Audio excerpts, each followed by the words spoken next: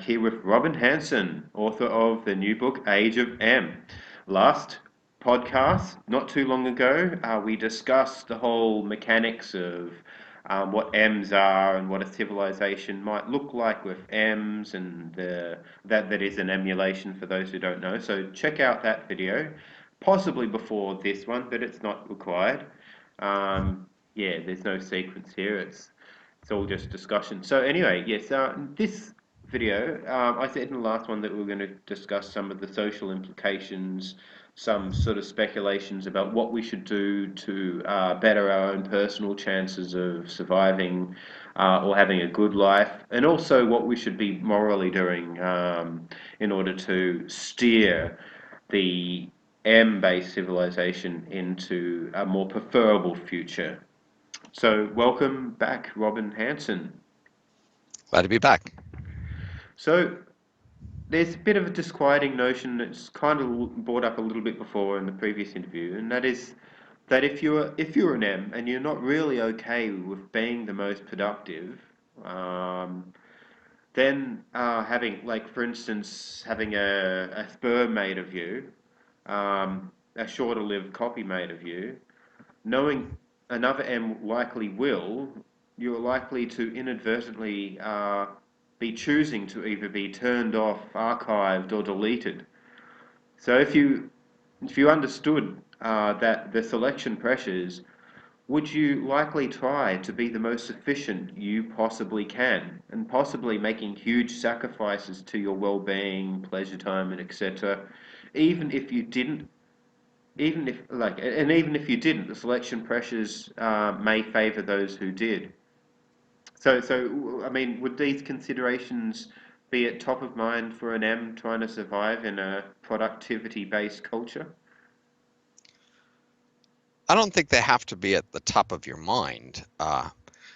Almost all of our ancestors also lived in competitive environments, and they lived in a world where selection favored the more competitive of them. That was both productive or socially political or effective warrior, or depending on whatever the context was. That is the heritage of who we came from, what we were, our minds and our bodies and everything was made for that sort of environment. So I don't think we have to imagine that a competitive environment is some strange thing we have to go out of our way to consciously figure out how to deal with in that sense. The particulars of what the competition is favoring will change. That's Hmm. the key thing. But the fact of a competitive world is not a new thing. No. And so our distant ancestors were in an environment where, the more work they could get done, the better off they or their local group would be. The more vigilant they could be about watching out for enemies, the more they could develop better technologies, etc. Hmm. Nevertheless, they had a lot of leisure. They had a lot of Yes. break time. Uh, and plausibly, these things have functions. These things aren't just random things. I think many people have this idea that the thing they most like about them is some grand evolutionary accident, sort of plopped down from on high, and it made no sense and still makes no sense and is not useful at all. And therefore, if there's any sort of competition, it'll just go away. Hmm. Uh, but these things had purposes. So, for example, we socialize. Socializing isn't just a random thing we do. It's very functional. Humans are very social, and we gain many advantages over our competitors by being social. Were socially political. We competed socially to join and create and maintain coalitions that would give us advantages. And if the future world has those same possibilities of political coalitions, then our descendants will also socialize and try to make friends and allies and gossip about other people, and that all that takes time. And that's honestly a lot of what leisure is about. Yeah, well, I mean, like, it could be possible to sort of conjure up a mansion or a harem, or conjure up a ceremony, a virtual ceremony where you're anointed king of the world, but that would all cost clock Yeah. cycles. And how much leisure time are you willing to give yourself, knowing that your work life is monitored, and the next generation or the next iteration of M's are going to be selected for being productive? Um, Yeah. I guess it's a concern, but like you say, there could be something to having leisure time that makes you more productive than just spending more hours on the job. We already have a rich literature about breaks and leisure and Yeah, weekends that's right. and vacations, and it suggests that there is some maximal number of hours per day, hours per week, Hmm. etc. And if you work more than that, you're actually less productive. Hmm. Uh, And it's been brought up in like another, like somebody, Scott, not Aronson, Alexander. Alexander criticized you with the idea that an M could be copied, just like a spur could be made who had just had a good night's sleep and just had a vacation and was completely fresh. And for that day, it was guaranteed that they'd be able to do the best work ever. And they're just given like a day, and that copy would be replayed doing slightly different work each time, but terminated at the end of each day.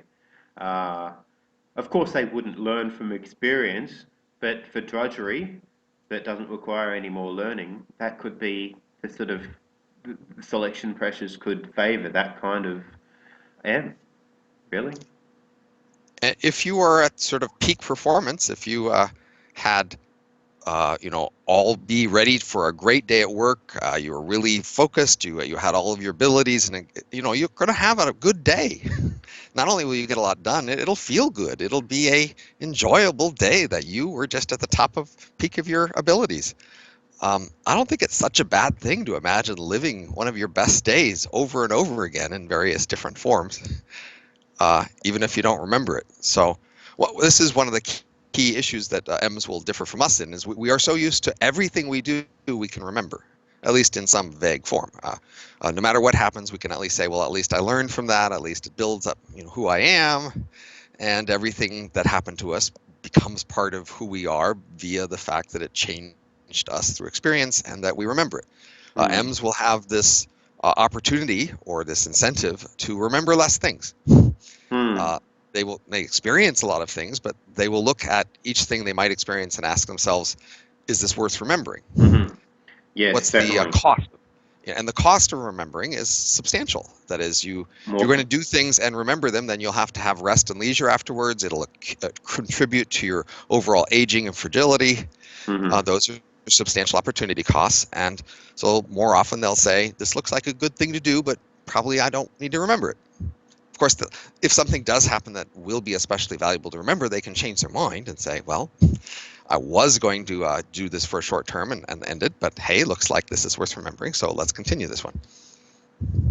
Hmm. Yes, so actually that was a point I was going to bring up a bit later too. And I'm wondering whether I should go straight there. Okay. Anyway, look, okay, an addendum to the last thought was okay. I guess not all M's are going to be really equal. Some have been given vacations because they're employed by generous employers, and some are going to possibly be not treated as well. So the workplace that M's inhabit would be entirely really dependent. If they're not actually given rights, if they have no rights, should really be entirely dependent upon the employer's discretion. That's not how labor economics works, Okay. as we understand it. Yes. Um, but the basic conclusion is correct. I mean, clearly today across the world, all through history, outcomes for people have varied enormously. They vary by what era you live in, what region you live in, whether you live in a city or country, whether your times are rich or poor, whether you in particular have skills that are fitting the jobs that are available around you, whether you come from an influential family that can get you good positions. Uh, that's how the world has been forever, and most likely that sort of variety will continue. That doesn't mean that it's mainly due to the discretion of an employer. I mean, employers have some discretion, employees have some discretion, your coworkers have discretion, your customers have discretion, the weather, of course, has discretion. Hmm. There's just lots of random influences that will, produce a wide variety of outcomes for people. Hmm. And that's just the way it's always been, and I gotta figure that's the way it'll continue. Okay, so if it is the way you brought up nepotism in the book as well, and the idea that like some M's could be treated a lot more favourably than others based on their heritage. Do you think that's something that's like is that something that could be steered away from if it's thought of as bad or repugnant? I definitely think the M society will declare it bad and try to do things to steer away from it. The open question is how far they will Mm, succeed. yeah. So, as I discuss in the book, in our era, we've had this idea that family-based nepotism is a negative, and we're tried to discourage it. And this started back in the Roman Empire, discouraging, cousin marriages, and the Catholic Church picked that up and extended it further. And we've had a great many institutions and rules, et cetera, that have tried to discourage nepotism in order to encourage people to treat their firms and their cities and their nations on some sort of neutral, fair basis rather than having their interactions primarily favor their family members. And the M-based clans are even more tempting targets for nepotism. Uh, Even if you would mildly favor your nephew, Fred, for a job, you might far more favor another copy of Adam Ford if you had some discretion about who to hire or who to assign in a position. Mm, And so the M world will have to all the more be concerned about clan-based nepotism, mm. uh, and not really put one Adam Ford in charge of deciding whether another Adam Ford is worthy of something. Yes, and copy clans is something I do want to get into, but before we get there, I'd just like to wonder if they instituted a policy that no M should be able to be shut down against their own will. Um, it could be that still M's may have a slow existence, but that they're not shut down. You know, they're given like a basic CPU clock cycle guarantee version Yeah. of the basic income guarantee or something like that. In such that they still get to have like a few clock cycles a day or whatever. In that scenario, we have a situation where some M's have more time or more access to clock cycles than others. Would there be an incentive for M's to go on to not go on holidays or to use those clock cycles to try and drag themselves out of subsistence level existence? There might be a low likelihood that fighting to the top could actually result in a long, abundant, flourishing existence. So would there be do you foresee there being a motivation for M's even taking Machiavellian measures in order to try and get a better life? I'm sure that individual M's will, at great frequency, look in the full range of their strategic options to ask themselves what will benefit them and their close associates. I have no doubt about that. Um, but it seems like you're asking more about some larger scale regulations and what were the scope for those to improve the emulation society. Well, I can Uh, imagine that's where it could go, but yeah, yes. So before you discussed the regulations, I just wanted to know whether you actually thought it would happen on an individual level. You thought it could, but not a. You wouldn't have like M mafias or sort of M. I don't know, like I guess very vocal activist groups. Um, well, uh, in a competitive world, uh, if you reduce your own productivity, then you're going to reduce the demand for you relative to competitors. So, uh, one scenario is where you try to prevent competition. So you try to find some niche where you dominate and there are a few competitors. You try to keep those competitors out, either via violence or government regulation or some conspiracy. Those are time-tested techniques for mm, trying to create a space with low competition so that you can have a cushy deal. And there may well be some situations like that created, but the more that the larger world is intrinsically competitive, the harder it is to carve out these small places where you can, for a time, have less competition. The more that you are charging customers well above what the competitive price might be for a while, the more you'll tempt larger competitors to come in and invest in displacing your entire enterprise with a better service or product. Uh, and so you'll have to have your conspiracy or regulation or violence or whatever it is target those potential entrants and make sure that you keep them out. Hmm. That is a long-standing tradition in many parts of the world and in many industries. Yes, how do you keep out potential entrants? How do you threaten them with violence or regulation or some sort of shaming within some elite network so that you keep them from taking away your nice cushy position? Shame, ding, shame, ding. Yeah. Yes. Well, I mean, in this version of M's, since like we don't exactly know how an M works on the inside, they're all little black boxes running around in virtual space, in a sense. We don't have we have just about as much view into their minds as we do each other's in meat space, in a sense, don't we? So we can't tell Well, what's going on inside an individual's mind. well, I mean, M's will have more opportunities to choose to share what's going on in their mind than we will. Mm-hmm. That is, Mm-hmm. there's plausibly various mind reading software assistants that could be offered that use statistics of that person or many people's minds to show you some good guesses about what's going on inside there. In addition, close copies could just do more direct mind reading. They could Mm-hmm. more just align up the parallel parts of the brain and drive the state of one brain to equal the state of the other brain, and basically of course, by permission, having access to that other brain, basically saying, you know, make me feel and think what you're thinking. Let's just put me in your mental state and for a time, and then I will sort of feel and think what you're thinking for that time, at least for the parts of your brain and mind that we've made the same. So, for example, the simplest version is just make me see what you see.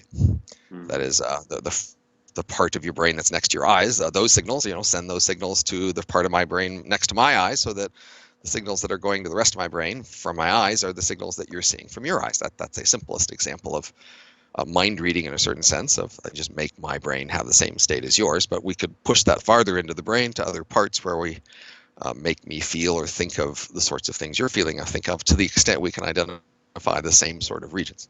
Hmm. That might work, I guess, extremely well with M's that are based on the same template. So Especially that, if they just diverged a few hours ago or a few mm, days ago or mm, weeks ago. If they're very similar, then it would be more possible for them to just reach into the same state. But that would have to be by permission. You'd mm, have to get access to this other person's state of mind. Now, for distrusting parties who do not maybe. give this sort of permission, Mm, there's less ability to read minds because today we read other people's minds in part via involuntary signals they give off in their tone of voice and their expression and body movements, and the M's could control those more. mm. So I'm just wondering, like, these M's seem to be able to. I think in your book somewhere you talk about them feigning expressions, possibly in order to like maintain a Yeah. politeness or to trick another M or whatnot. In a sense, these M's have access to their face in a way that we don't. You know what I mean?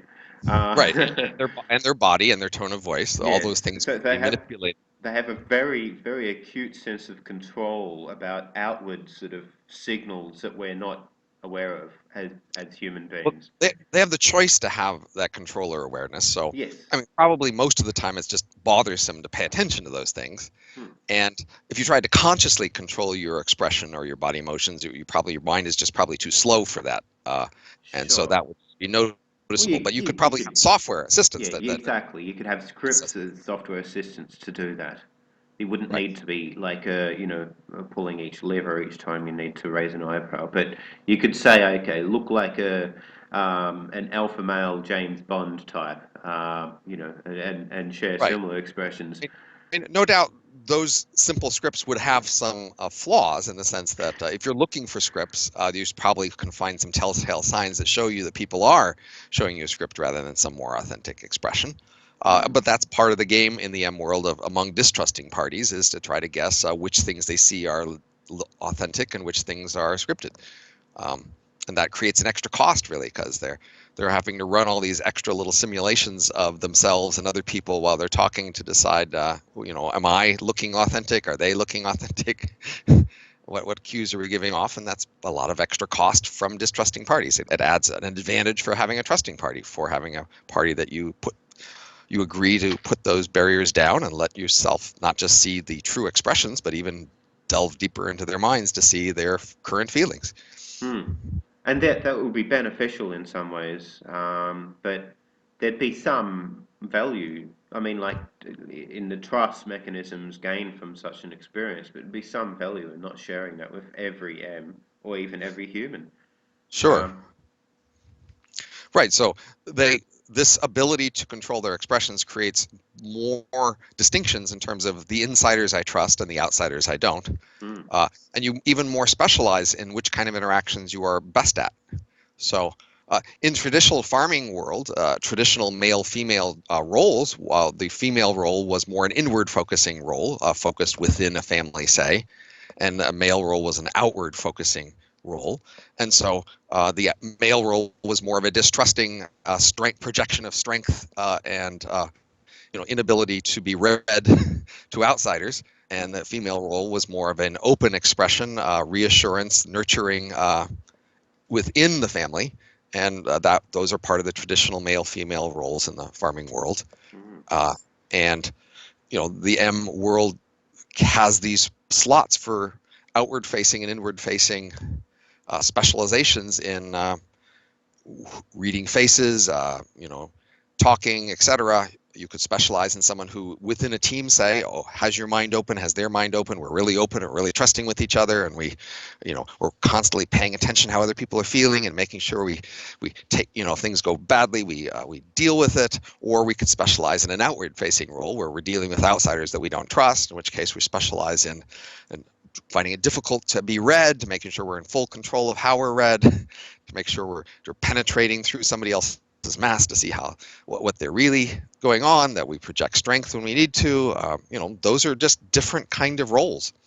And in the past, as I said, we had variations on these, but that becomes more extreme in the sense that there's more specialization.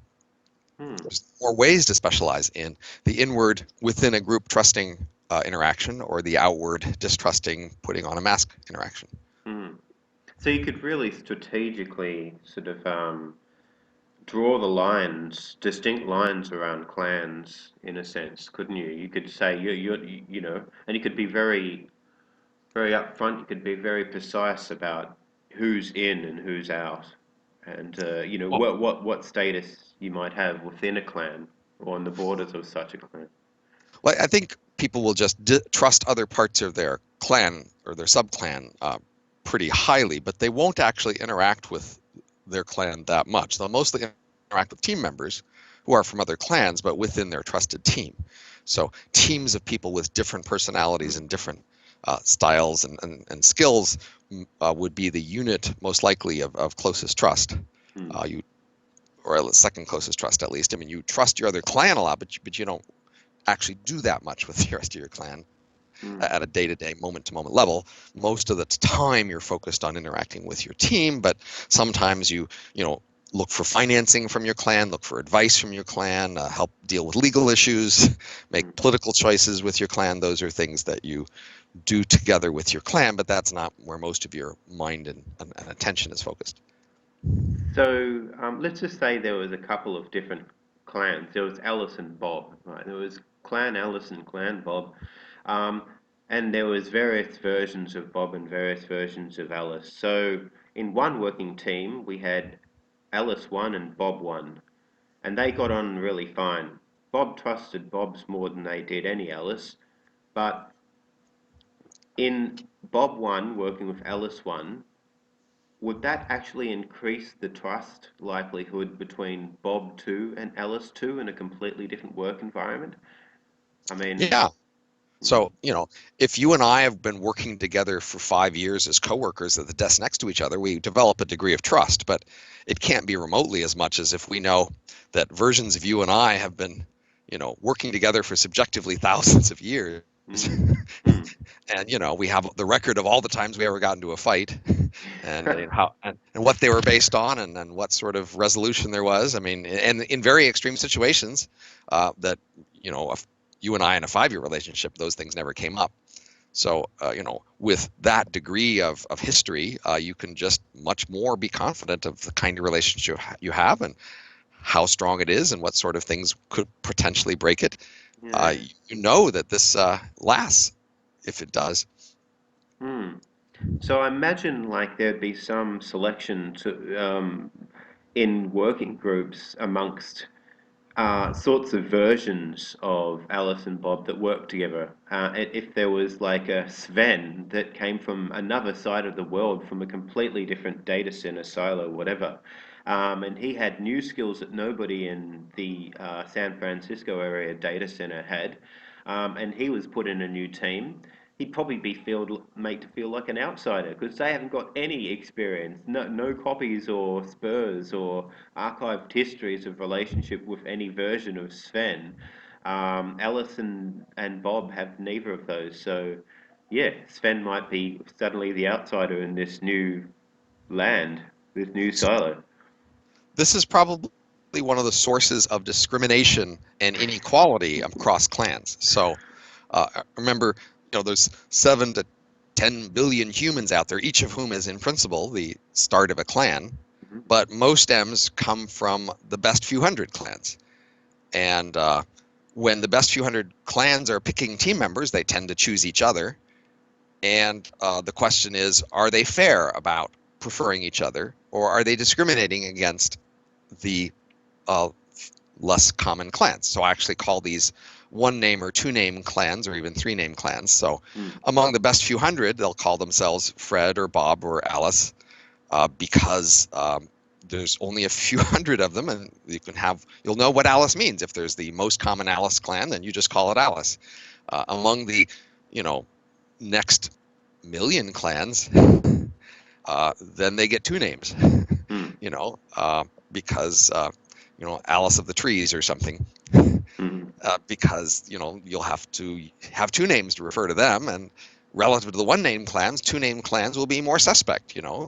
We had a regular Alice on our team. We know Alice, but you want to put an Alice of the Trees on our clan? Well, we don't know her as well, and not sure we trust her as well. And obviously, not that many other people have been wanting her, because otherwise she wouldn't have 2 names. So, are we really sure we want her on our team?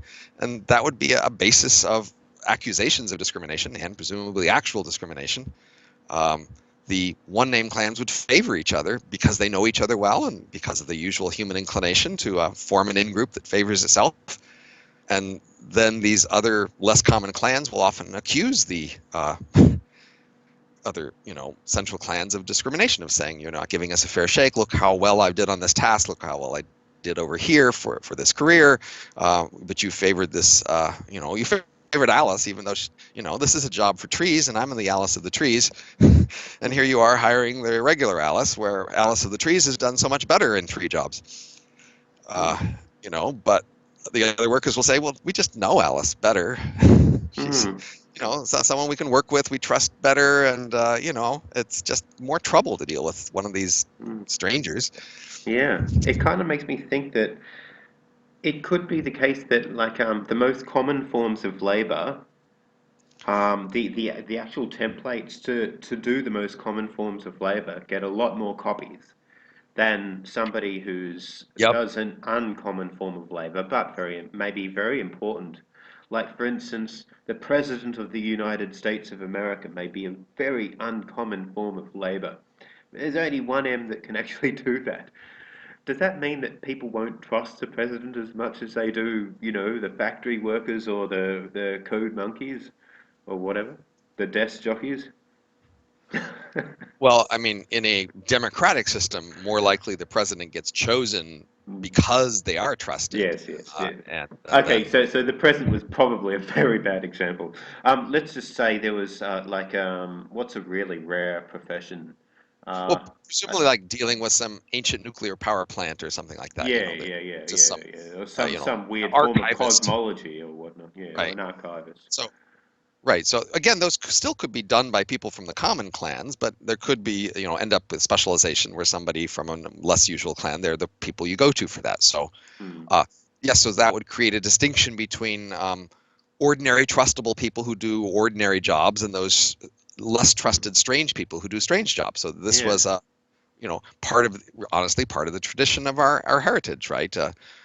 Certainly the idea of labor solidarity or whatever is that we people who do ordinary things should trust each other and be more suspicious of those unusual people. You can think of, say, Jews in in the Middle Ages and in Europe being doing a very specialized foreign. There's many cases where particular ethnicities who were distrusted and less understood took over some unusual task, especially one that required a lot of networking with people over long distances, and they were seen as different. And so you had the sense that there were some kinds of jobs, and those jobs are done by strange people. Hmm. So you're a very unique person, Robin. Does this worry you? Like, I mean, as an academic with so many sort of, I guess, neighboring expertise in neighboring fields or interesting sort of overlaps of fields, um, I don't know if there's anybody else out there who can do what you do, but there's probably a million people out there who could do, who could code in C sharp or do some .NET coding or some like HTML or PHP or something like that, some web coding. These people, you just need like one of each, but they have huge amounts of copies. So you had like Kumar, who was the excellent C sharp programmer, and there'd be a billion Kumars, and there'd be just one Robin Hanson. Would you feel lonely? Do you think like not having a big sort of copy clan to fall back on to? Well, I mean, in ordinary industrial organization and in competition among firms in our society, we already have the standard distinction between mass markets and niche markets. And I discuss this in the book. Um, you often have a choice whether you want to go for a mass market or a niche market, and they have trade-offs. If you go for a niche market, then you have more of a chance that you'll be secure there. Now, you won't sell as many of whatever you're selling, but each unit you sell, you'll make more money on, and there's less chance that somebody will try to come in and displace you and knock you out because there's less to be won.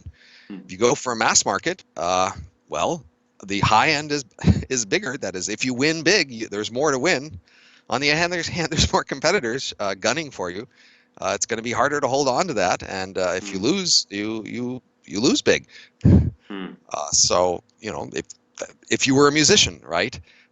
You could go for some niche kind of music and become a symphony orchestra player of the bassoon or something, and you might find a niche there, and you do that and have a career. But you're never going to be world famous. But you could be mildly secure because who else really going to fight for being the Cleveland bassoonist or whatever it is? But if you want to be, the best rock musician in the world and you're going for that mass market of I'm going to be the best and millions are going to buy my music, well, yeah, you got this upside of you can win more, but then you're up against a lot of competition. Hmm. Hmm. What about artists? Do you think there will be many M artists? Like real, like, people who, Sure.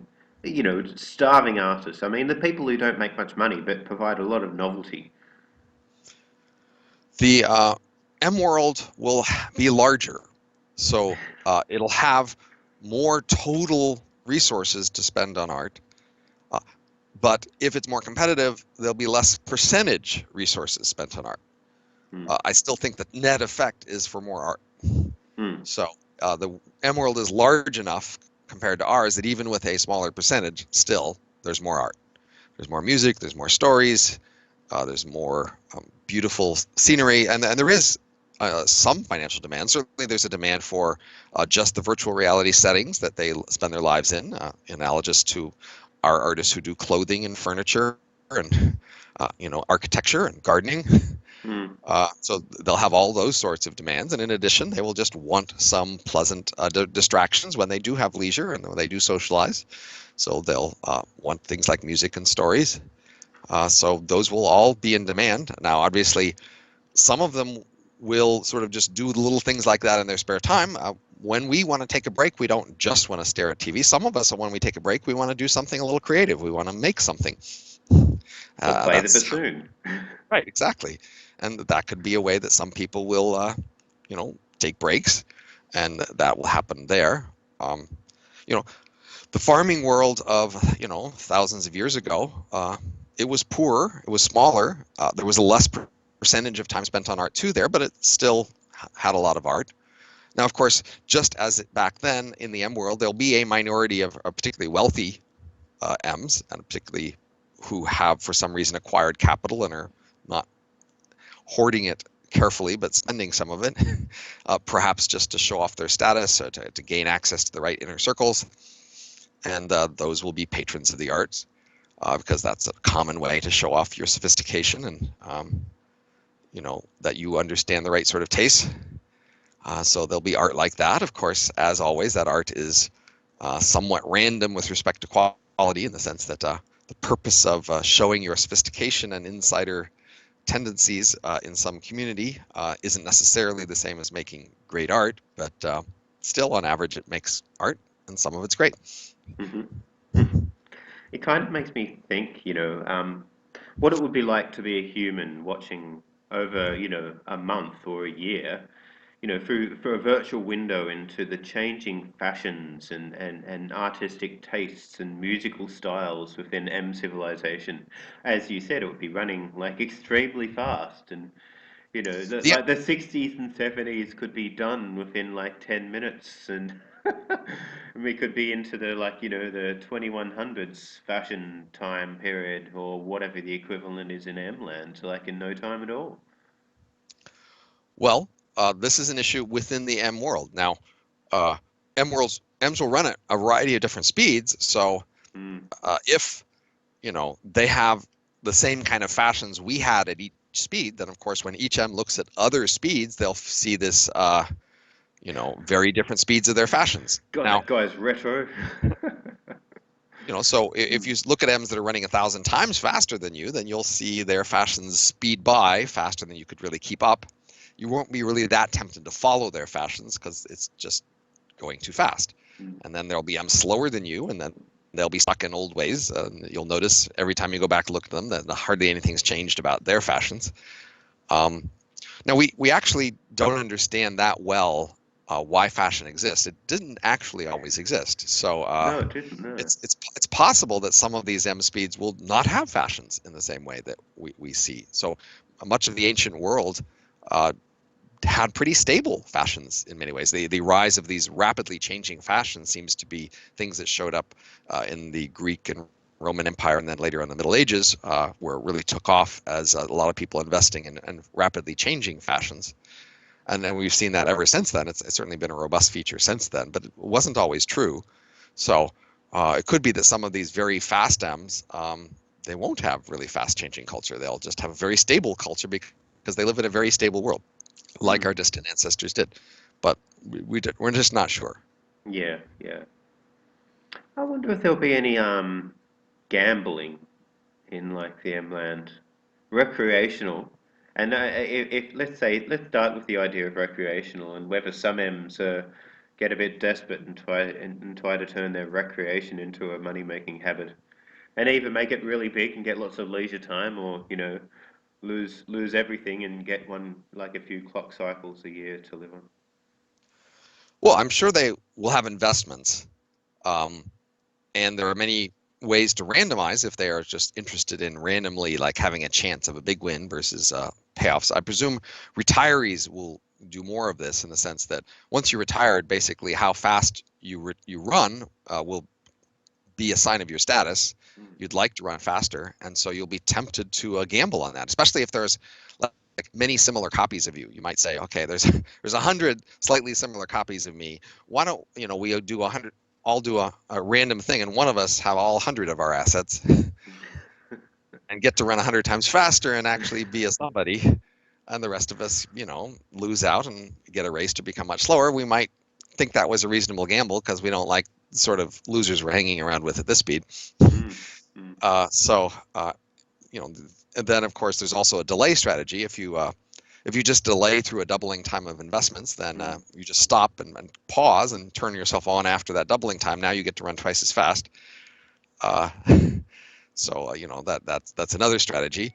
Mm. Um, I think if you think about gambling, I immediately thought more of sort of dares and Mm-hmm. demonstrations of ability or of Oh, bravery. that's very interesting as well. I mean, like I was thinking of more like a Machiavellianly set up dodgy casinos that sort of rip poor M's off their hard-earned Well, clock I mean, cycles. in some sense, the main reason people often do gambling is because it's exciting to take a dare, and Yes, it's one of many ways that it's people take addictive in a dares. sense, and people get addicted to these sort of things.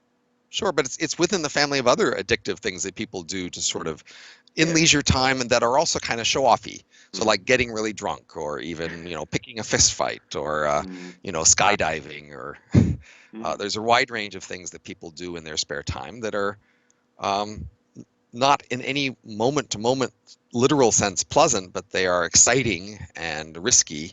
And often people like that sense of exciting, risky, and there's a chance to prove yourself as Yeah, being there's a bit of a exceptional. signaling factor there, isn't it? Yeah. And so, M's will do some of that. Now, one big difference for M's and signaling is because they come from these clans, it'll be very hard for any one M from a clan to really convince anyone that they're much different than the rest of their clan. And there'd be a disincentive too anyway. I mean, It's you'd be not pushing well, yourself outside, right. out of the middle of the clan. And so they'll be signaling that the clan as a whole does, and then they're signaling that each M does. So each M signaling is more likely to be about loyalty than ability. They're more likely to say, I'm with this team and we're together and I would never betray my buddies. And the individual clan M is more focused on that sort of signaling, showing their allegiance. So they a new team will try to like create its own different culture or style. They'll pick a kind of music fashion the other teams don't have, and they're really into that kind of music. And just to show that they're bonded with each other, and that takes effort, that signaling, but it's about loyalty. It's less about their fundamental ability than their inclinations and who they're with and what they like. The clan as a whole, though, will be interested in signaling its ability.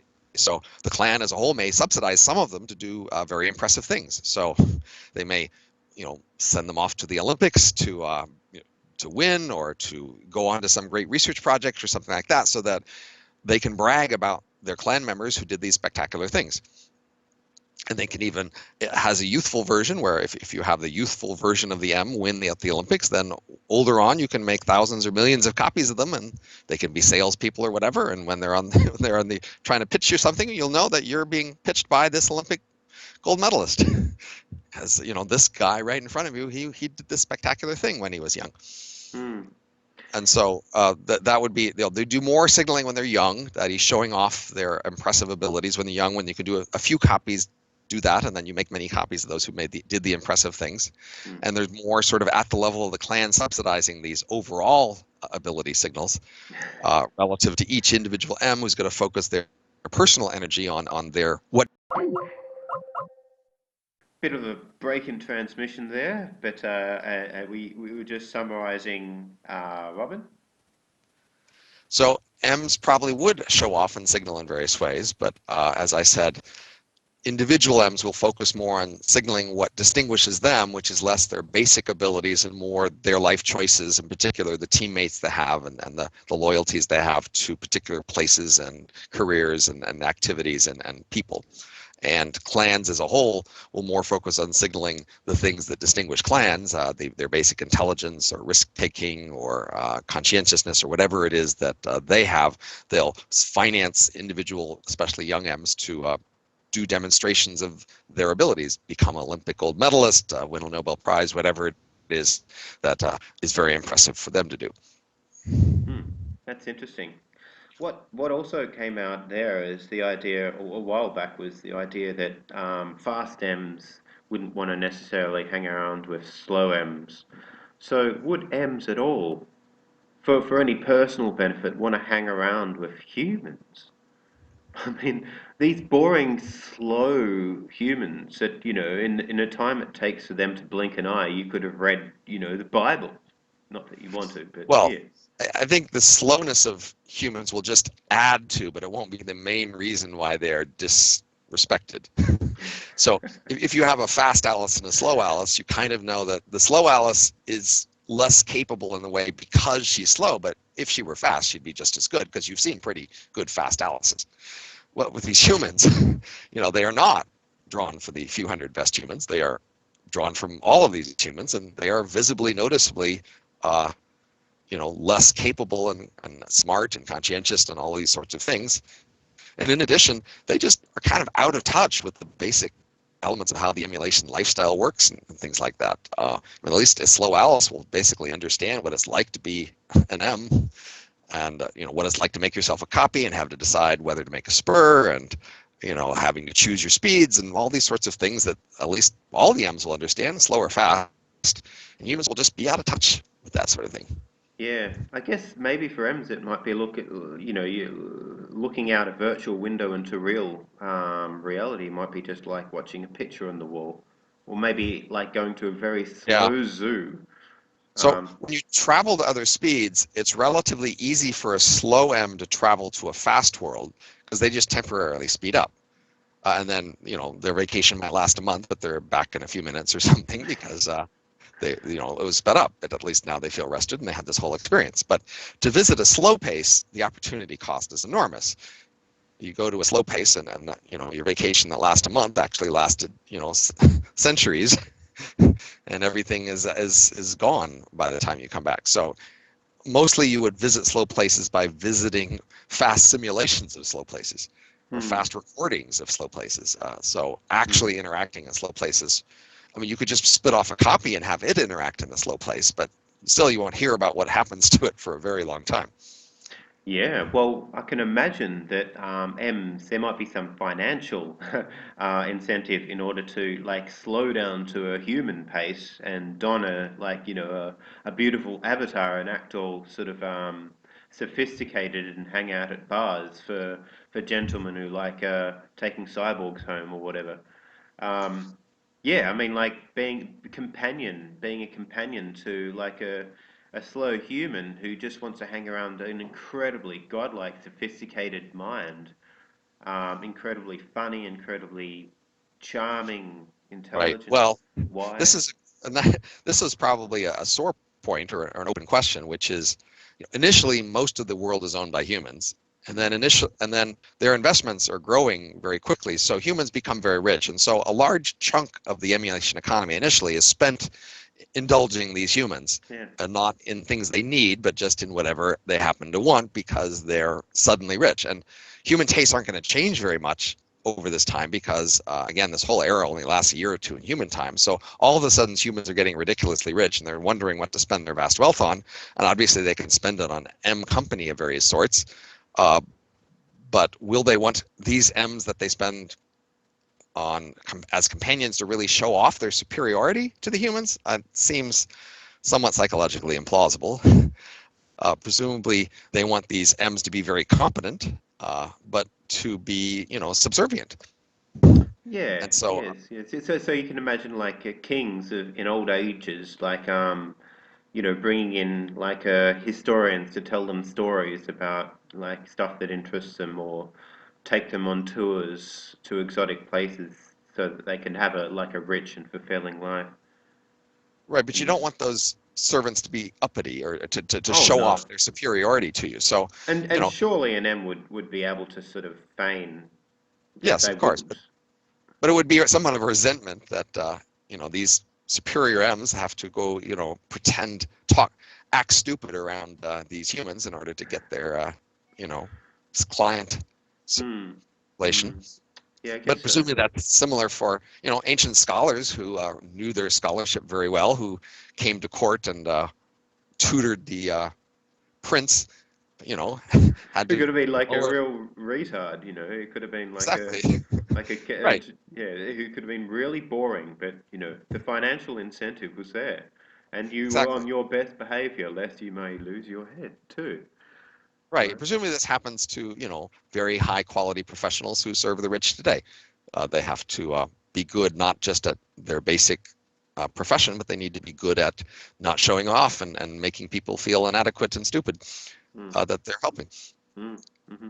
I imagine that does go on quite a lot within in potential investors in tech companies with really bright sort of engineers or programmers or scientists or math experts have to pander and sort of slow down a little bit for their plump investors. Sorry, I Yeah, should. Let's not talk about that. Okay.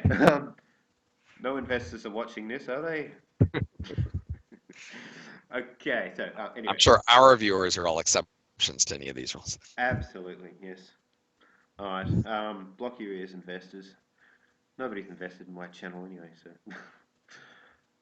So, all right. So we've covered like incentives for M's to hang around humans at least at the start, but then they might just leave them behind.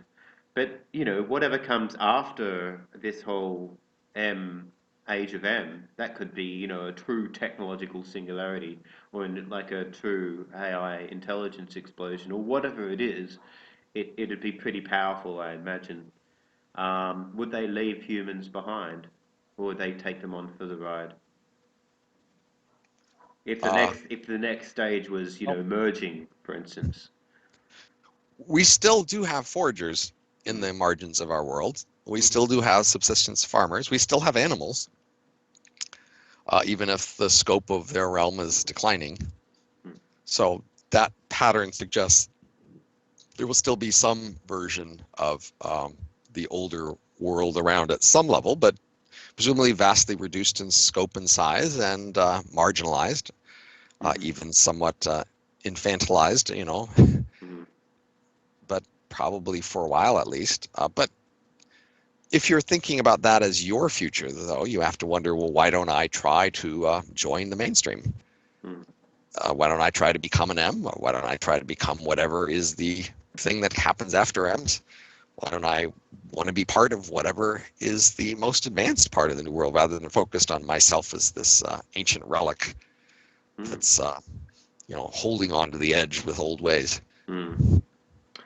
Well, I interviewed John Danaher on Algocracy recently, and well, ostensibly he seems to share, Algocracy does, seems to share a possible outcome in that the age of M in the economy becomes entirely automated and loops through cycles of exploit, expand, and optimize for the sake of itself. It could possibly do that anyway. Um, so beginning with one silo in San Francisco, you then have like one silo per state in America, and then a big silo on the like in the middle of the Gobi Desert or whatnot. And well, do you think like M's will be expansionist? Well, if whatever is the next economy is growing much faster than our economy does, then it can't help by comparison to be growing faster. To be not just growing faster in terms of ability and respect, but even in raw physical material usage. Um, it seems hard to escape the idea that it would, in fact, slowly come to dominate the world. Now, from the point of view of the M's, again, they're concentrating in a small number of dense cities. Their era that only lasts a year or two, their economy might grow by a factor of 1,000 or a million or a billion in that time. And so part of that growth is going to be in raw physical material usage, but they're concentrated in a small number of dense cities, so that could still be only a tiny fraction of the Earth's surface by this end of this era I'm talking about. Mm-hmm. But certainly at that kind of growth rate, you can't expect the Earth to last another 1,000 years. So if you're looking on the long run saying, whatever their descendants are, even I don't know what ours, how much are they going to take? Well, everything. That seems like a robust sort of thing to expect. They'll take everything that they could possibly make some use out of. Maybe they'll take the moon and make Well, it look like a that big Death Star. that second, but of course there'll be huge advantages in being near the previous activities. So uh, the first M cities will probably be relatively close to human cities where they can serve the rich clients. And once cities get started in one place, it'll be probably tempting to keep new cities and city growth near the old ones. And so once the economy is really grown up in some particular geographic regions of Earth, it'll be just impossible to convince them all to leave and go off to the moon. I mean, they might say, you guys leave. Cheaper to send you guys off to the moon than move us. I don't think us humans would like last very long on the moon, but yeah, Well, possible. even like giving you some moon bases or something is probably cheap. That's true, but it's probably cooler on the moon. Although it's probably prone to quite a lot of asteroid strikes as well. So, yeah. Well, in order to sort of stop this sort of expansionist activity, or for M sort of getting a little bit unruly, there needs to be some form of like regulations or politics, or some form of like just governing system in place. Um, and if it isn't just to favour the M's, if it's meant to actually, initially at least, favour humans, what will it look like? So historically, we have not had effective governance of technology. Technology is, in essence, this train that nobody's driving. That has been the history of technology. It's just when technologies appear that are feasible and profitable for somebody, they have just been adopted and spread widely as they can. That's just been the usual case. In a few cases in the last half century or so, there has been some degree of global coordination to at least moderate the effects or usage of some kinds of technology, but it's been a pretty small fraction of all the technology we've seen that's had this sort of effect applied to it. So we've also seen that even with some relatively large, important global issues, we've had pretty weak or even non-existent global governance. We have just not been capable of much global governance in the last century. Now, it is true that we've had more global governance than we had in previous centuries. So the long-term trend is definitely toward larger organizations, more governance, governance at larger scopes. We move from things being decided at a town level to a city level to a county to a state to a nation to some sort of larger regions. So the long-term trend is toward more governance, more larger scale governance, and so you could hope that that means that eventually we will have global governance that's capable of actually substantially changing these technology trends. But the question is when. Mm.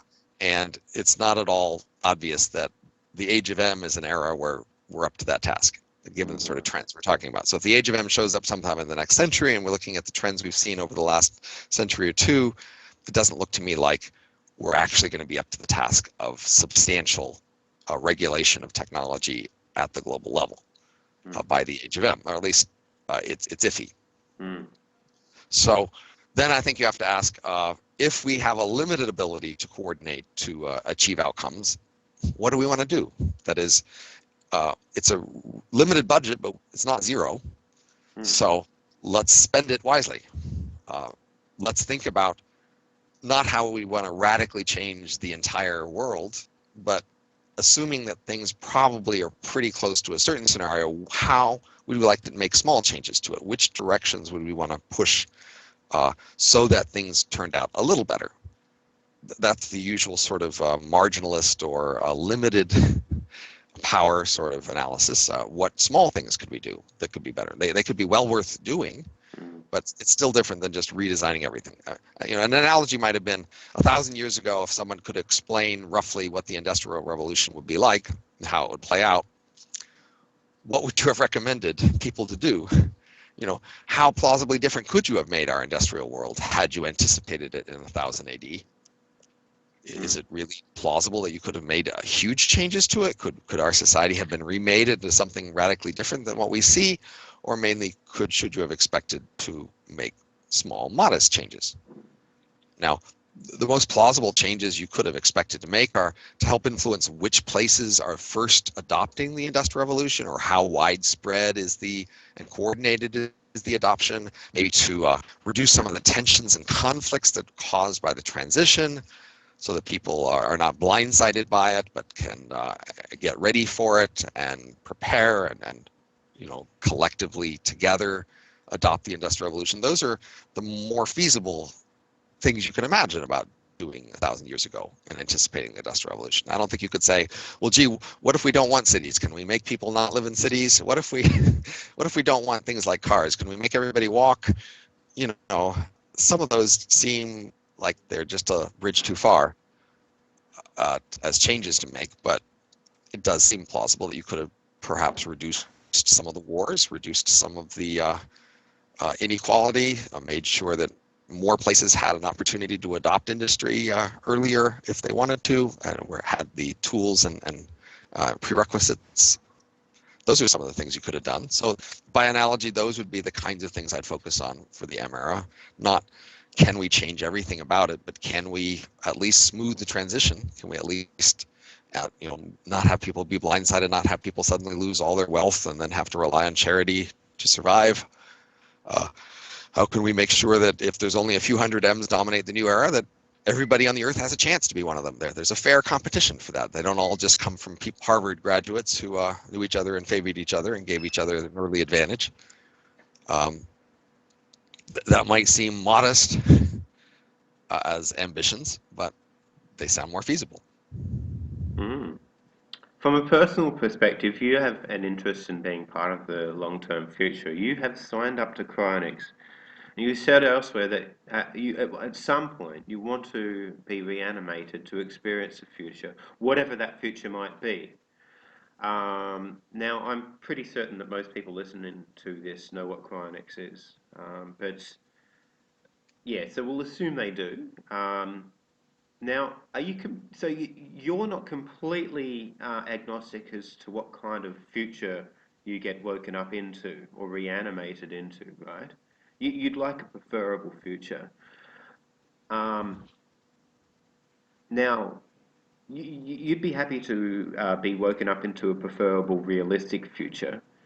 What would, I mean, like you've given us an example of the Industrial Revolution, but what would it look like, do you think? Have you got any idea of what it would look like in, I don't know, 2102, whatever that, whatever the future might look like after 2 years of civilization? And Well, then suddenly they work out how to thaw people out for corpuscles into bodies or upload you or whatnot.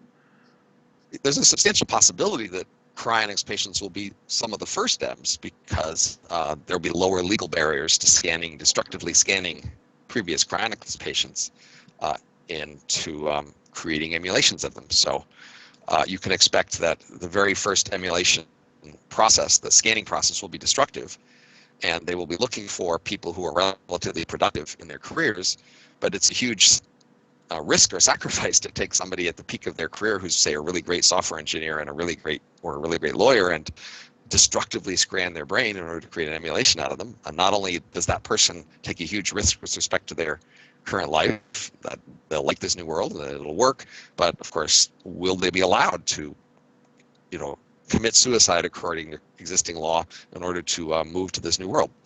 But cryonics patients are available Mm. because they're not officially alive, and therefore you could destructively scan them.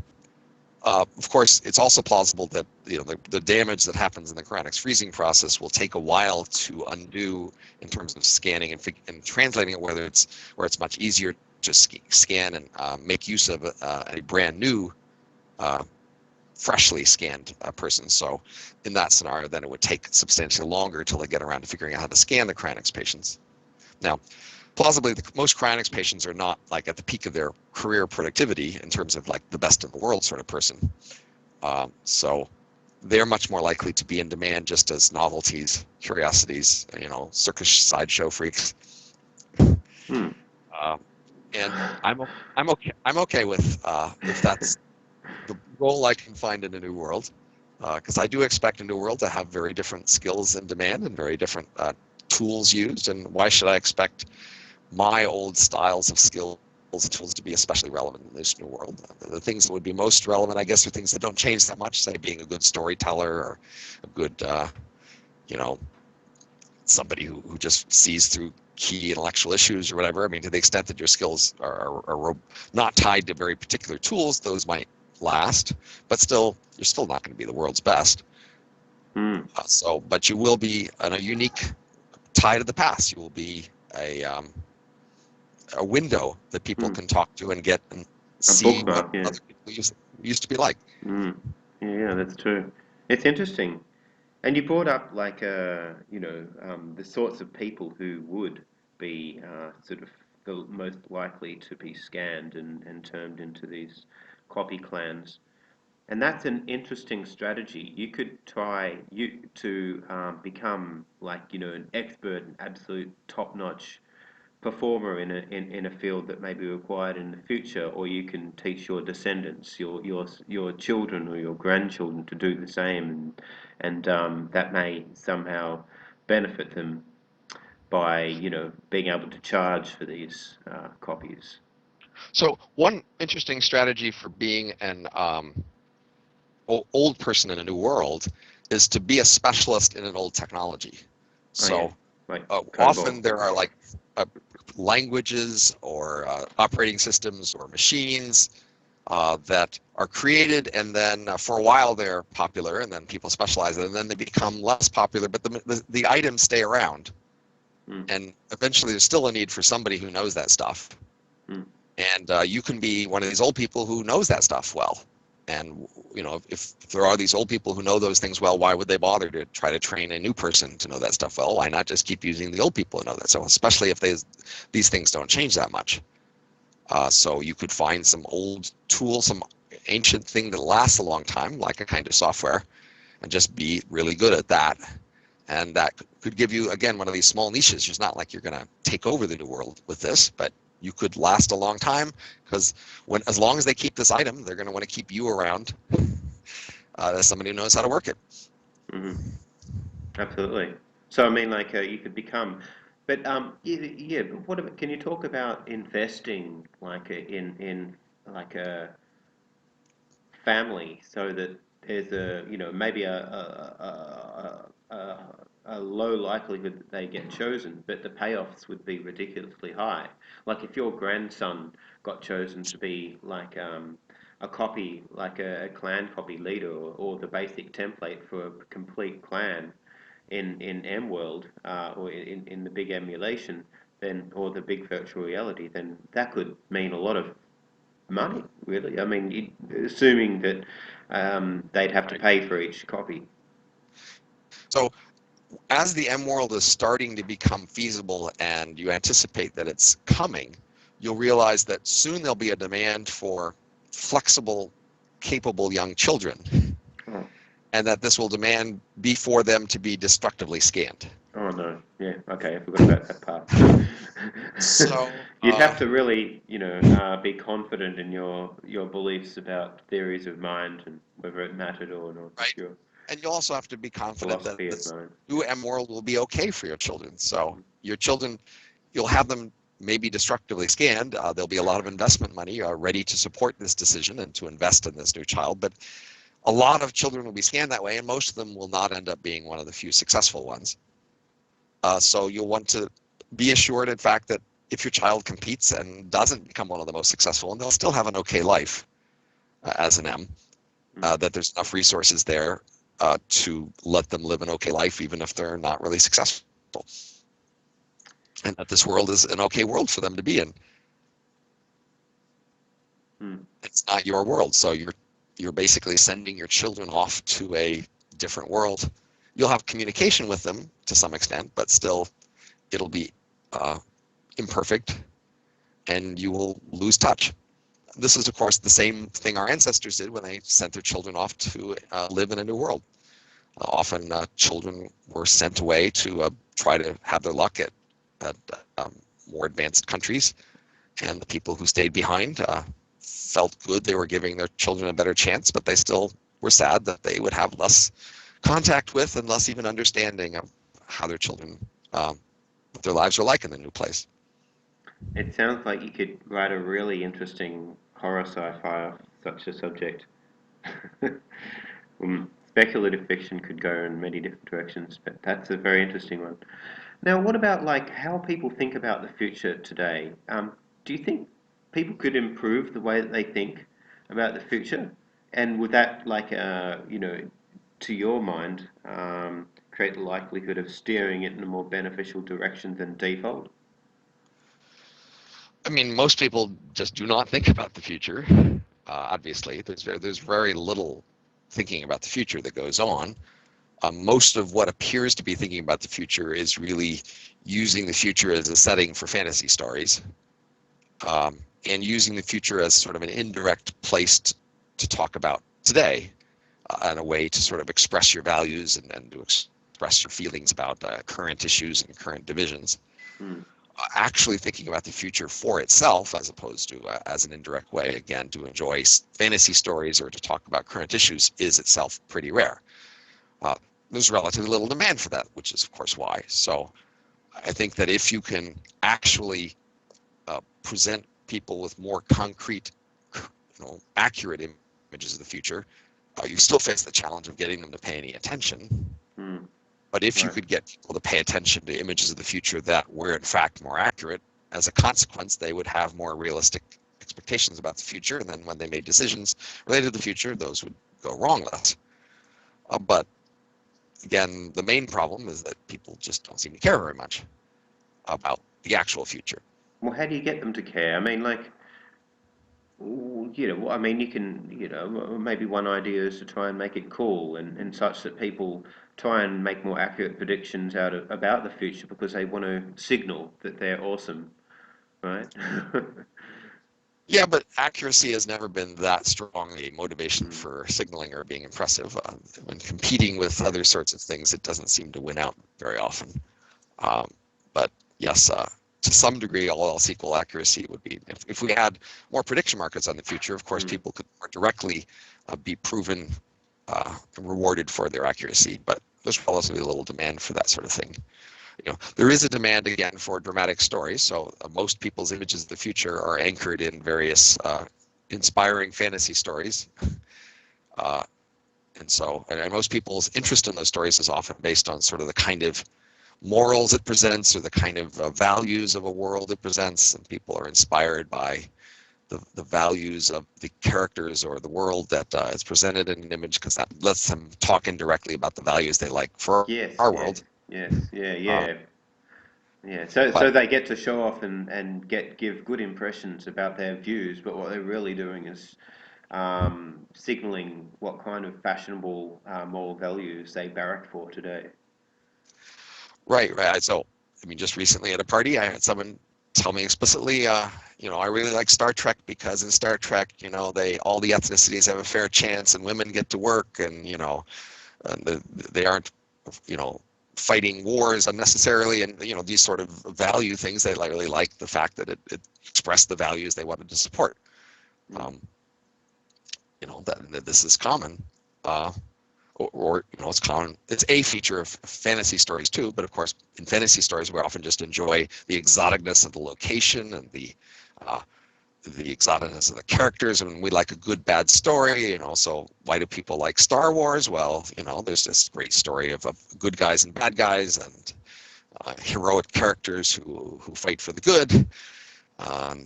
Various other random elements of nice fantasy stories mixed in. It's not intended to be a very realistic image of the future. Nevertheless, it kind of influences a lot of people's image of the future, because there it is, Mm. uh, a future-like image. Mm. And some people say that life follows literature, and may have worked for the French, but not everybody else. But now, Right. like, here's the thing: you do think that the future values will probably drift, or that they'll probably be a result of value drift that won't necessarily have any relation to actual objective morality. And I was just wondering, like, are you a moral realist or a moral relativist, nihilist, or somewhere as a mixture between those? Well, I would say, as a factual matter, humans uh, had a long evolution where they deeply ingrained a number of sort of moral attitudes, and they also have a fair degree of cultural plasticity, wherein they can adapt their sense of what's moral to a culture, so that it's allowed humans to change a lot. I mean, that's one of the things that's made humans powerful and rich compared to all the other animals on the planet, is that we are able to change our behavior so dramatically, and part of our ability to change our behavior is our ability to change our morals. Um, so humans both have a kind of morality that is most natural to them. So it says that when they face few outside constraints, that's what they drift toward. But they also have the capacity to change those attitudes if their culture really pushes it. And so that creates a scope for cultural selection, where and when a changing environment really will reward a new set of attitudes over another one, cultures are able to change and then reward their people and then make people do those things, so that, again, when the farming revolution showed up, people were able to create a new set of attitudes and morals that were more suited toward creating the behavior that that world needed. And today, as we've gotten rich in the last few hundred years, we've adapted some of our morals to the new required workplace practices, but in a lot of other dimensions, we have just drifted back toward what felt more natural to foragers. So if the forager sensibility is real, then it is a kind of objective morality. It's not a morality that would apply to all alien species we would ever meet. Or animals, right, or all creatures we could create, but it's certainly a morality that has a certain momentum to it, certainly, because it's embedded in human nature. So by that logic, you'd say that progressivism is more natural or more innate, more of a more human moral value than conservatism. well, I'd say it's more forager-like. So, but I'm trying to make the clear distinction that both of these in our nature. That is, there's the attitudes that are what we drift to if without constraint. That is a kind of nature. But then the fact that humans have cultural plasticity and are able to adapt to new environments, that's also a very human thing. That's quite distinctive of humans compared to other species. That we are able to become whatever it takes to survive and thrive in an environment. We are able to change and adapt our morals and our attitudes to that environment. Now, say that the conservative culture is in part the particular new morals that were required for the farming world, but they also hadn't been around for very long. That was a very right. short slice of human history compared to our Sure. forager history. And I mean, there was what is it, Yep. 1,000 to 1 or more? I don't know. But it still formed us. That is, this experience in the farming era, we did adapt culturally and even in some mild ways genetically to the farming era. And more importantly, that we practiced some ways of adaptation that are available for new eras. So the farming era had religion, which had some particular elements that were particularly matched to the farming era, but also had this general capacity that the future would plausibly use to make us adapt to whatever new behaviors are there. That is, we innovated some general ways that a culture can pressure and encourage its people to act in the required ways. So those are also, so that element of conservatism is a more robust thing that should have long-term legs. That is, as we expect the future environments to continue to deviate from what was natural for foragers, we expect the future to want to make use of these kinds of cultural pressures and cultural tools that allow future cultures to encourage whatever behaviors are needed locally. Mm-hmm. Well, okay, so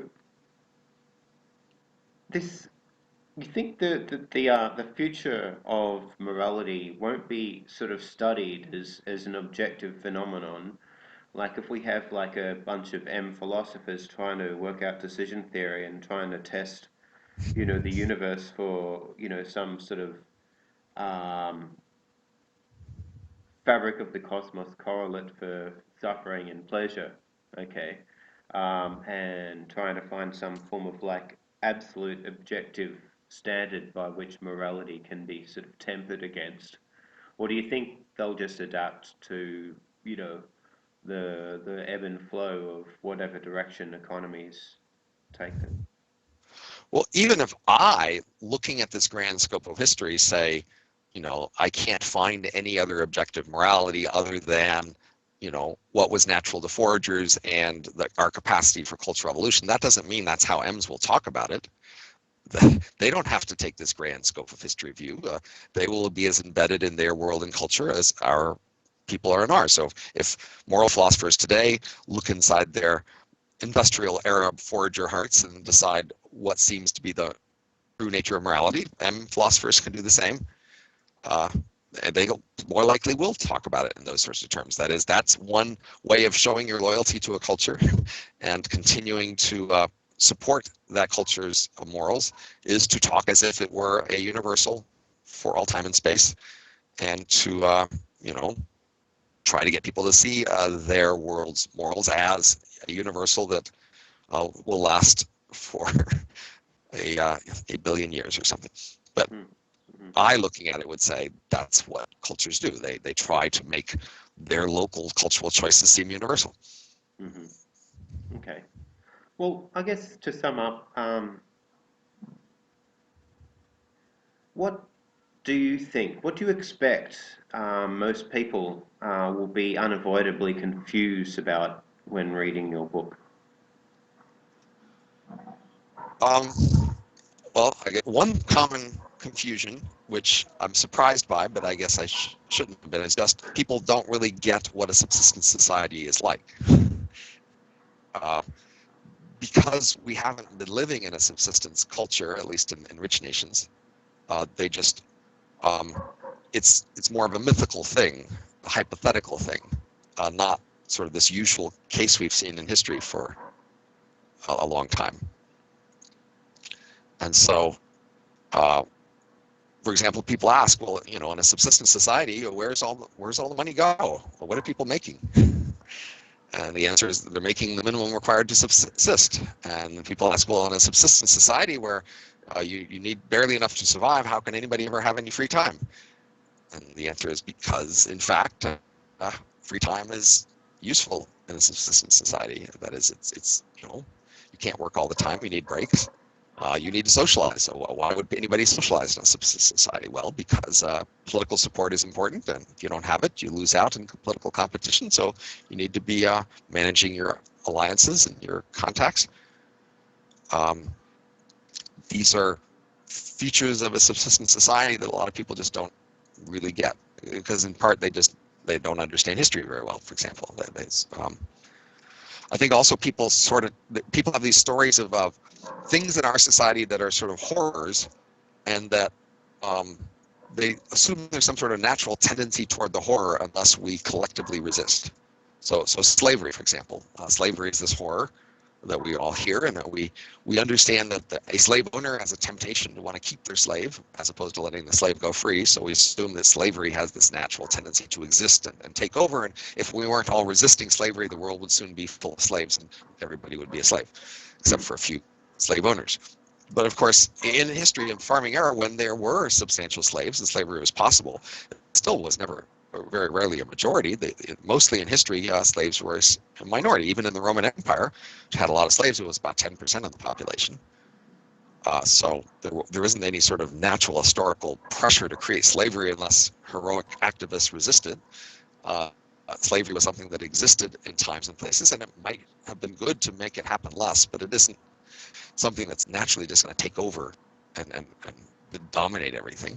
Just like war. War also, of course, has existed for a long time and it's been very destructive, but it's also not true that if unless activists constantly fight war, war will take over and we'll have just a constant war with all against all, uh, you know, a war constant world. That's also not the equilibrium. Right. So, what do you hope people will get out of it? What do you hope to achieve? What sorts of things do you think, yeah, you would like this book to help with, I, or influence? I would love enough people to sort of have a clear, vivid image of what a realistic future looks like, such that when they think about planning for the future, this influences their plans. Because so much discussion in the future is sort of indirect value, flag waving, or fantasy story projection, that people really have pretty unrealistic images of the future. And so I'd like at least one or a few realistic images to be part of their menu. And if they've seen at least one realistic image worked out in some detail, hopefully then that will show the others by contrast to be less realistic. They'll have Right. more of a sense that typical scenarios aren't very realistic because they've seen what a well worked out realistic scenario actually looks like. Okay, so maybe as a response, other people have really well crystallized baseline scenarios that aren't M-based or slightly different. Sort of, yeah, Yeah, that would be makes great. sense. Yeah. That would be great. Yes. I'd like So, I'd like I'd like to inspire people to do a similar effort on other scenarios. That would be a very concrete thing. I'd like to be this, uh, not to be the only work, detailed worked out scenario, but other people say, yeah, you can. Let's try this for other ones. if there are any other well thought out and well crystallized baseline scenarios about the future that you know of, what would you say? What would you point Well, people towards? I will recommend this book called 2000 and uh, I'm trying to remember 2052. Oh, yes. It's a book published in 2012, Yeah. but it was trying to project the future, uh, 40 years into the future, and he does a decent job of taking sort of a very straightforward baseline scenario of the world and projecting it forward. He's somebody who's very focused on global warming as an issue, and so he highlights that in there. But he does admit that while we probably won't coordinate very well on global warming, and it'll probably make us worse, but it won't be a catastrophe. We'll muddle through. Hmm. Um, but he wishes we would do better than muddle through on that. Hmm. But again, it's sort of a baseline of not assuming any disruptive technologies show up. But that's still a valid baseline that to start with. What Mm. does the world look like if things just continue without any big disruptive technology changes? Mm. And then, of course, we'll hope people will take other disruptive technology and work through their consequences if they were to change things. Sure. Okay. What do you think your next project will be? I mean, like, if it is a book. Well, one of my next projects, because I'm apparently about to get funding to start this project, is to analyze a different artificial intelligence scenario. In some sense, the more uh, conservative baseline scenario of just what will happen if the way we achieve artificial intelligence is just by accumulating software in the same sort of style and way we have for the last 70 years. You mean like expert systems? No, Or, I mean software. I okay. mean, we've been writing software for 70 years, Mm. and software is valuable in the world. Hmm. Uh, and software does many tasks. We have Hmm. many styles of software, many kinds of software, but they still have some common elements. What if the future software that we write that eventually makes us able to make machines as smart as people and replace people is the same kind of software we've seen for 70 years, i.e. the same range of characteristics, a, a few elegant algorithms added with lots of, maddeningly complicated detail, uh, different, sometimes compatible, sometimes incompatible systems, Hmm. uh, you know, various degrees of abstraction, software rot, uh, Hmm. Yeah. all of these features that we've seen in software for 70 years. What if future software isn't radically different from the software we've seen? What if it just continues on the same style? What does that world look like? A world where software is eventually so capable as to replace you, but not via any dramatic revolutionary change in how software is written or made or validated. It's just more software. Wow. Yeah, sounds awesome. So is this something you're just doing some analysis in at the moment, or you got papers underway, or you doing a book? I've just got funding that looks like it will be coming soon, and once it comes, then I would start in on that. Okay. Awesome. Well, how about would you like to be a pundit and tell me who you think will win? Hillary Clinton or Donald Trump? And I'm happy how to accept and the betting odds. Of course, betting market odds thinks that Hillary will win, yeah. and as a mildly older person who becomes more conservative in his ways, I have to say the prospect of somebody who basically has the foggiest idea how the job is done, how it's been done before, and who the parties are, and what the hell's going on, does give me some more degree of comfort. So that would lead me toward Hillary. I mean, she's actually an experienced politician who's been doing these sort of things for a while. And Hmm. Trump is not, and most of the other people who are competing in this last presidential election, also people who did not seem to have that much experience knowing what the hell was going on in the world and how these systems run. Mm-hmm. So I'm okay with Hillary becoming president. Not like I'm inspired per se that great things are going to happen. I do think it's good that we will again send a signal, like we did on the last major change, that there are segments of society that have not been very represented at the top, and that they are part of our society, and we're okay with having them at the top sometimes. That's an okay signal I'm happy to send. Mm-hmm. And if we can do it with somebody who's modestly competent at their job, all the better. Mm-hmm. So, but in fact, I think if Trump became president, it isn't the end of the world. I mean, people are really kind of exaggerating how bad it would be. I think he would mostly not really follow his campaign promises and mostly be a middle of the road person. His policy positions have mostly been not very extreme. He just has a more extreme way of expressing himself and then trying to basically push people's buttons, and that's been very successful for him. But and he might do some of that as president, and that might be, disruptive. But mostly he'd probably be a middle of the road sort of policy person. Mm. So honestly, I think people get themselves into a big frenzy about these presidential elections being the most important thing in the world, and they really matter less than the thousands of little policy decisions that are made by government all the time. But people can't really be bothered to pay attention to those, so they want to focus on these few iconic choices. They probably do better to just look at all the little things that are happening. Mm-hmm. Wow, yeah, it's certainly been a fantastic couple of hours with you. Again, it's been wonderful. So we have Robin Hanson here, who's the author of The Age of M. His professor has tenure at George Mason University, is a fellow at the Future of Humanity Institute or research associate, does many speaking tours, so book him if you can. I imagine he's going to get real busy soon. Anyway, I hope you've got time and somebody books you to come down to Australia next year for the Chi conference and the AGI conference over there. So yeah, back in Melbourne, that will be sometime in 2016, I imagine. Sorry, 17, halfway through there. So yeah. Love to come.